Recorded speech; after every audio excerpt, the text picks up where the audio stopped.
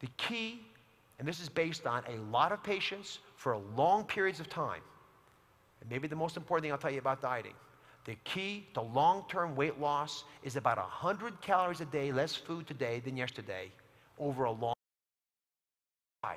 Because 100 calories of food is so little that your biology can't figure out you're on a diet. It doesn't seem like a big difference. So in a very subtle way, 100 calories over 35 days will lose you a pound. Over a year, it's 12 pounds. Over 2 years, 24 pounds. And what we have found over and over and over again is when we look at people who lose weight over a long period of time and stay thin, that's the reason.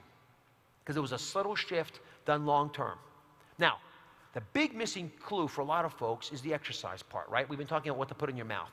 A lot of people want to know, should I walk, run, sprint, swim? What's the best exercise for weight loss? The answer is unimportant because who cares about weight loss? But if you ask the question, what's the best way for me to lose waste, right? Because it's about waste management, W-A-I-S-T. It's really all about muscle. So the best exercise is walking because, as I said before, you won't get hurt. But it's only a preamble to the ultimate exercise you have to do, which is building muscle mass. Now here's the secret untold story about muscle.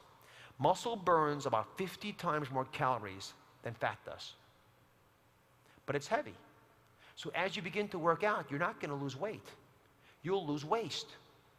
As you lose waste, you're going to look better. You're going to feel better. All the symptoms that might be occurring from the extra fat in your belly go away. You may not weigh less, but long term, you'll still be here. The other thing about muscle mass building is that muscles, when you exercise them and have them lift weights, they actually burn a lot of calories. They burn even more calories in between workouts. So even when you're not doing anything at all but sitting on your sofa at home, you're still consuming more calories than someone who didn't build muscle mass. Now the problem that we often have is that folks don't want to work out because they don't want to get big and bulky, right?